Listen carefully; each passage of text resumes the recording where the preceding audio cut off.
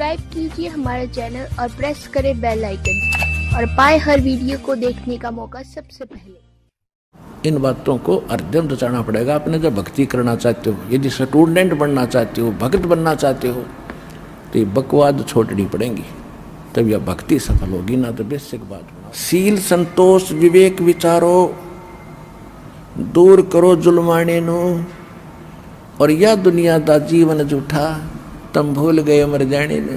तुम मौत भूल गए, यहाँ से जाने का समय आपको याद नहीं, और याद है एक फॉर्मलिटी है, आपका पक्की ना जचरी।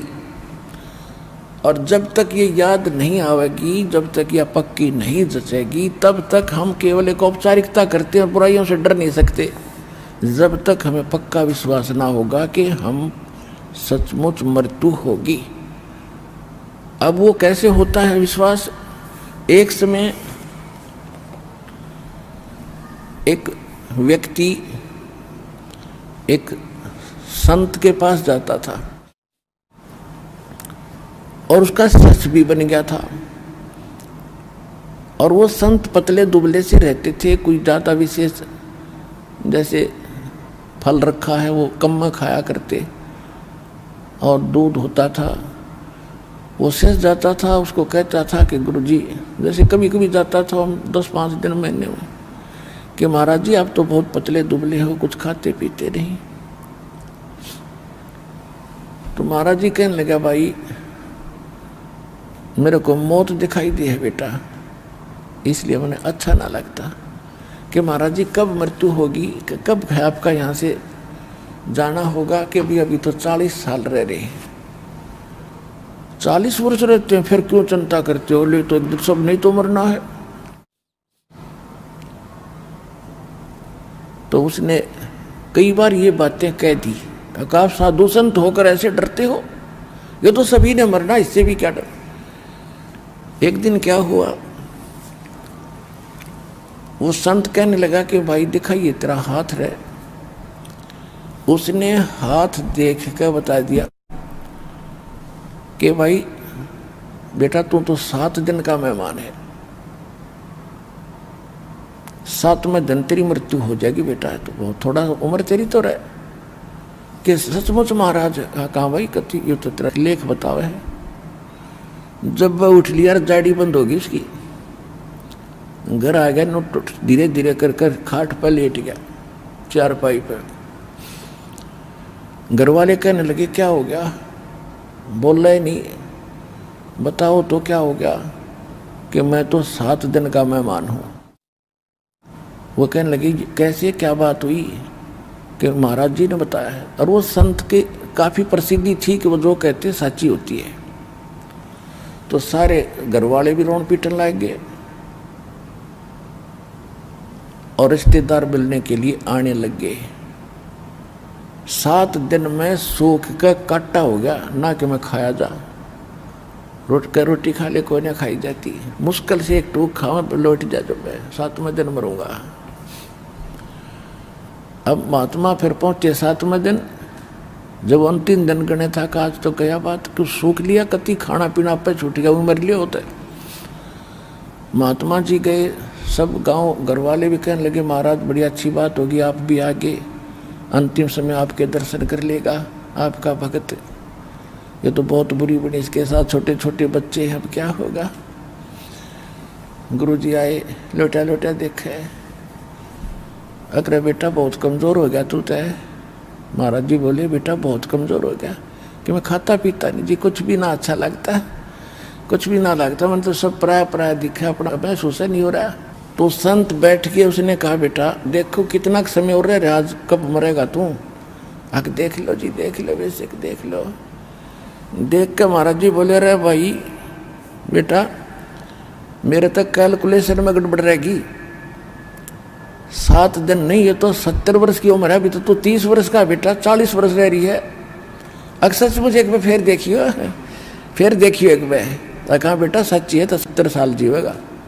जब वह उठ गया और बैठ गया, जो महाराज जी बोले बेटा तने खाया पिया क्यों नहीं 7 दिन में? महाराज जी 31 जी दिख रहा था, मैंने तो 7वां दिन दिखा था।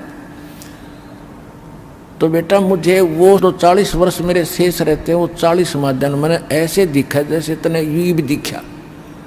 जब तने कहता किसी ने क्यों सब न मरना क्यों डरना ये पेरा पटा कैसे मरते। परमात्मा कहते हैं या दुनिया का जीवन झूठा तुम भूल गए मर जाने नु, और सील संतोष विवेक विचारो और दूर करो जुल्माने नु। ये जो कहर तोल रहे हो, जुल्म कर रहे हो, चोरी मिलावट रिश्वत खोरी, कहते इस पाप ने दूर करो और नेक नीति से जियो, तो इस प्रकार तुम्हारा कल्याण होगा। ये बात बनाना तो नहीं, मैंने कह दिया आपने सुन ली, बड़ी बढ़िया सत्संग सुना, बड़ी अच्छी बात बताई महाराज जी ने, और बकवाद वही करो। कहते ये बातें कहन सुन की नहीं, ये कर पाड़न की है। ये कोई डूम बाट के गीत नहीं कि वैसे रिक्रिएशन करने आते हो आप। हृदय में जगह बन जाना चाहिए, जख्म हो जाना चाहिए इस बात का कि संसार में आप ज़्यादा समय नहीं रहो। जैसे एक समय नानक साहब जी के पास श्रद्धालु जाया करते थे और साधु संत उदासीन हो जाते हैं संसार से, जब ज्ञान हो जाता है उदास रहते हैं, क्योंकि संसार में अपना सा कुछ भी नजर नहीं आता। जब ज्ञान हो जाएगा एक औपचारिकता शेष रह जाती है। लेकिन साधु संत किसी से विरोध और कोई नफरत नहीं करते, लेकिन ये अपना सा नहीं लगता। जैसे होटल में रहता है ना इंसान, होटल में सारी सुविधाएं होती हैं, बेड भी, चेयर भी, सोफे भी, और सारी टेलीविज़न भी लगा हुआ होता है।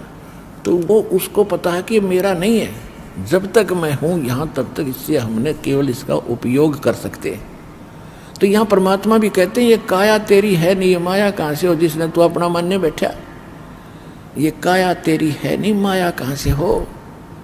और चरण कमल में ध्यान रख, इन दोनों में खो। यह शरीर भी तेरा नहीं, ये संपत्ति और ये कोठी कार तेरी नहीं, इन दोनों ने भूल जा और भगवान के चरणों में विशेष कसक बना कर जी।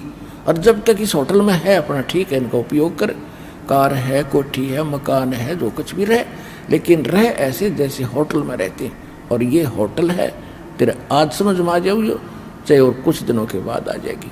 तो तब हम इसको अपना नहीं मान सकते जब होटल नजर आओगा। होटल है ये, लेकिन अभी हमारी भांगना उतरेगी, इतना अपना लग गया है। लेकिन होटल में से ले जाकर दिखाइए कोई कुर्सी वहाँ से, जब वह छीन लेंगे फिर बैठ। तो इसी प्रकार कहते हैं अगम निगम को खोज ले बुद्धि विवेक विचार, और उदय अस्त का राज मिले तो वे नाम बिगाड़े। कहते हैं भक्ति बिना क्या होत है, यो भरम रहा संसार। और एक रति कंचन 1 ग्राम सोना स्वर्ण पाया नहीं वो रावण चलती बार। जाते समय रावण कहते सर्व सोने की लंका थी वह रावण से रणधीरम, एक पलक में राज विराजी जम के पड़े जंजीर। इतना सोना था, सोने के महल बना रहा था, चलते समय 1 ग्राम भी सोना रावण नहीं ले जा सका। तो इस प्रकार नानक जी के पास भक्त जाते थे और पूछा करते थे कि महाराज आप तो उदास से रहते, कुछ एक जाते हैं जो नए नए जाते हैं, और कहते थे महाराज आप तो उदास से रहते हो, मायूस से रहते हो, साधु संत फकीरों को भी क्या दुख होता है। नानक साहब जी कहते हैं ना जाने काल की कर डारे, किस विध ढल जा पास आवे, अर्जिन आते सरते मौत खुड़क दी उन्होंने केड़ा हासावे। कि ना जाने ये काल के लोक में, इस गंदे लोक में कब के बिजली गिर जा, 1 सेकंड का भरोसा नहीं। और ऐसे लोक में और हम हंसे, डीजे बजावे, नाचे गावे, वाह करे, तो हमने भांग पी रखी है। एक लड़के का विवाह हो रहा था, अगले दिन बारात जानी थी, उससे पहले दिन सब नाच रहे हैं, डीजे बजा रहे हैं, बहन भी नाच रही, माँ भी और बाप भी। और अगले दिन वो जो बारात जाने लगी, उस दूल्हे वाली कार टकराएगी एक दूसरी गाड़ी से, टैंकर से। और उसमें क्योंकि दूल्हे के साथ इम्पोर्टेंट पर्सन बैठा, अगर उस परिवार के कोई बहन का बटेऊ था, कोई रिश्तेदार घना निजी था, और वो 8 के 8 मर गए, इंक्लूडिंग वो दूल्हा। अरे अगले दिन पेपर मारा नो, टक्कर मारे, बाल पाड़े और सिर फोड़े बहन बेटी और सारे।